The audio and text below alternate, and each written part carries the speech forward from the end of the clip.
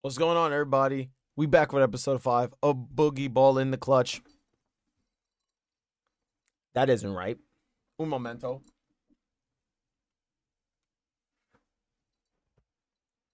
There it is. The Indiana Pacers took down the Milwaukee Bucks. Um, and ultimately, the big thing was injuries, and we'll get into that. As always, links are down in the description. If you're new, welcome to the La Mob Legion of Boogie. Everyone here is a baller.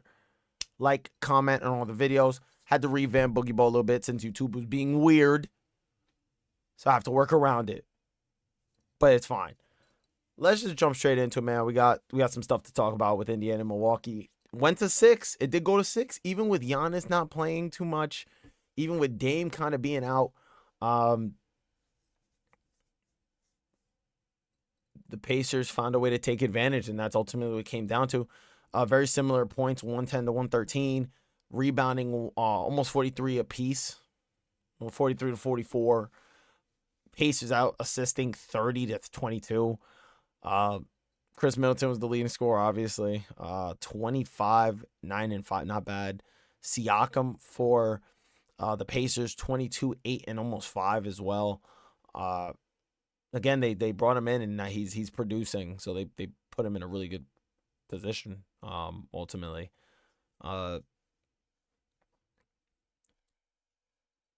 Dame was in and out of the lineup. Yeah, Giannis didn't play at all. Like, Giannis just didn't play. um, Rebounding, like I said, very close. Similar assist numbers for Indiana. They were just moving the ball. 5.2 steals to 4.5 in terms of the steal ratio for Milwaukee in favor of Milwaukee. 4.5 to 3.2 in favor of Indiana. Turnovers very close, 10 to almost 11. Bucks had a couple more. Field goal percentage very similar, 47.3 to 47.9. 3-point percentage very similar, 35 to 34, and then free throw percentage in favor of Milwaukee, almost 82 to 71 for Indiana. Just looking off of this chart, this chart, I said chat, you hear me? This chart alone, this is where Indiana really got their bread and butter. They did make shots from the corner. That right corner is crazy. Let's advance that real quick. Yeah, no, they top of the key, or at least free throw line. Jumpers seem to be good. Left elbow, and then in the paint, which is crazy. For Milwaukee, that right wing 3, a lot of that. Mostly from Dame. I think a lot of these were from Dame even before he got hurt. He had a calf issue, and then he had an Achilles issue. It was crazy, the injuries, and Giannis had been out. So it's just unfortunate. It really was. It seemed like the right side of the court was just like their go-to. I mean, yeah, the decent average. Again, these are all league averages. If they're above and below, that's where the red and green comes in. 30% from the corner. You know what I mean? Like it seemed like that left side was really, they love that right side, and the Pacers really just enjoyed the paint, that free throw line, the corner, that right corner, left elbow. They got a lot of good looks from there. Um, let's see notable. I want to see Dame before he got hurt. Yeah, look at that. He enjoyed that left wing. That's when Dame was showing, hey, I still got Dame time in me. Playoff Dame is the thing. He still got Dame time in him. Uh, didn't take many from the corner 1-for-1. But he just lit up the 3-point line. He got to the rim on high efficiency, but again, look at the attempts. He got hurt. Chris Middleton is someone that left side. He did get he got a pretty decent. Wow, it looks like Christmas for Chris Middleton here. Uh, anything notable? Wow, 20 for 28 around the rim. Left elbow, 5 for 7, 3 for 4 from the right elbow, 3 for 7 from the right wing. Um, he got a pretty decent chunk from around the rim, so that's surprising. Brook Lopez again completely evolved his game. Got a lot of good looks around the rim. That left and right wing, best friends.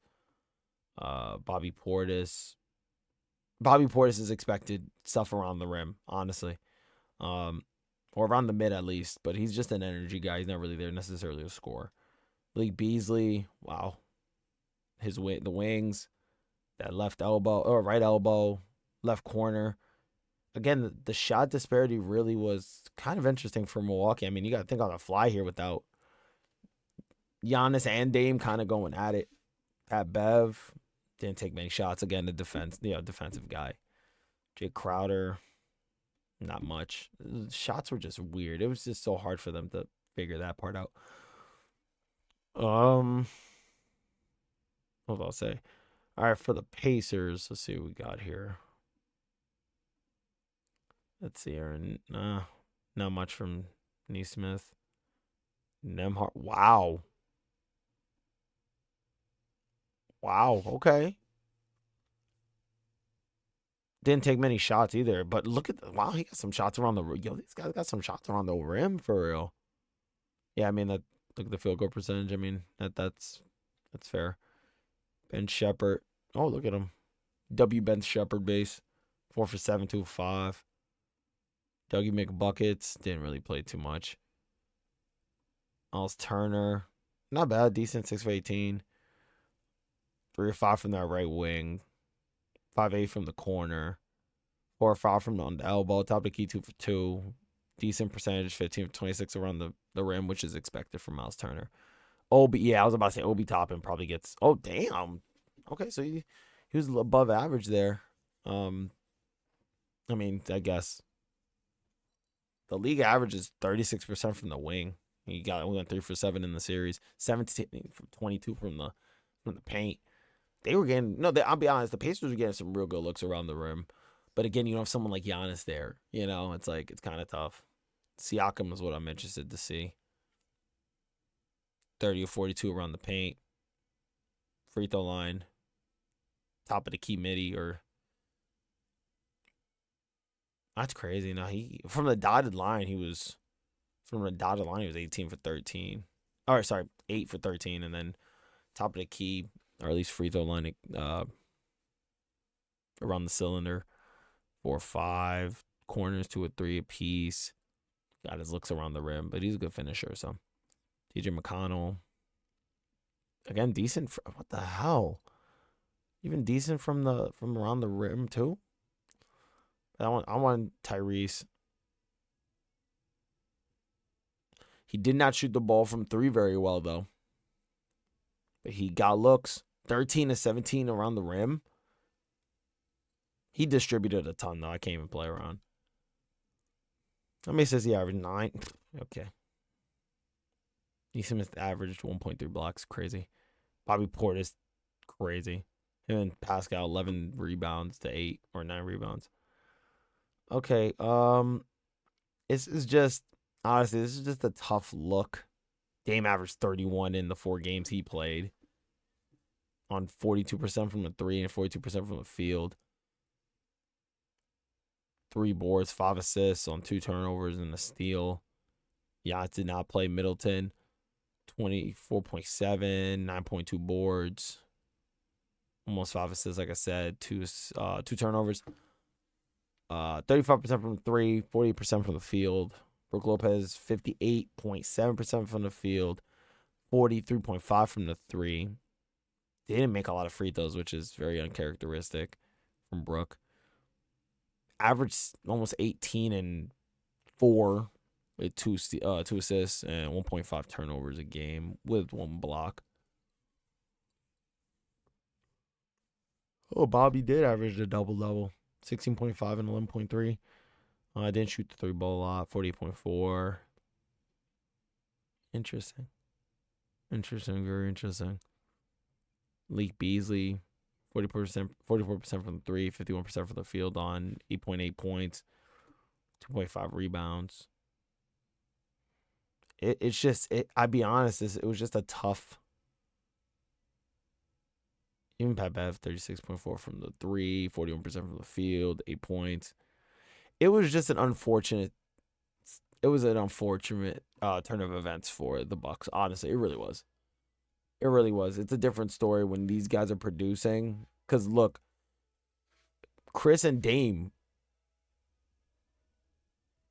we're damn near averaging almost 60 points per, not including Giannis, not including Brooke and Bobby. So it's just tough. But then the Pacers, you had dudes, you had, you got have 4 guys in double, almost 15 points plus. And you had 1, 2, 3, 4, 5, 6, almost 7 dudes in double figures, which is crazy.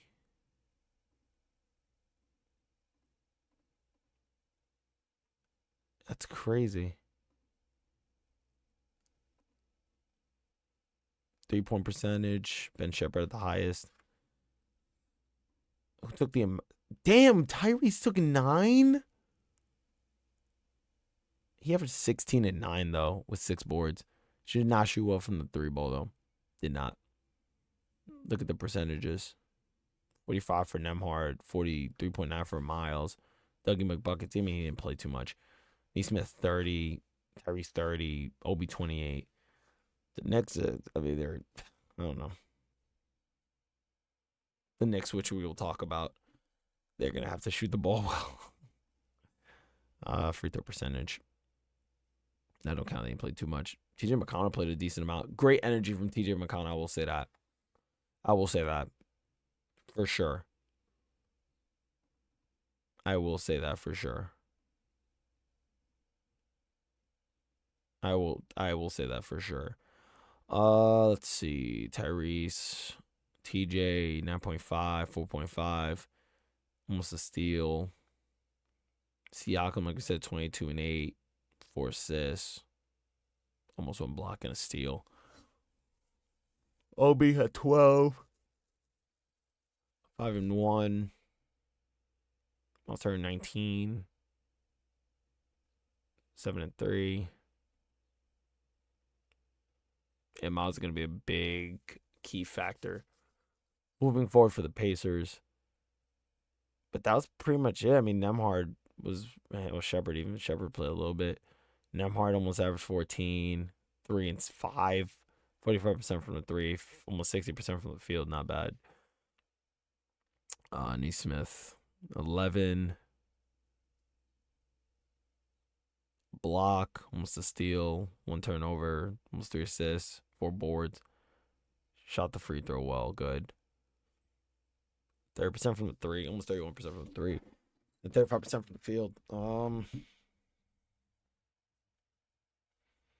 Yeah, no, this series just came down to Giannis and Dame being battered up.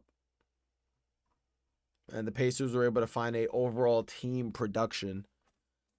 7 dudes in double figures. You had 3 dudes.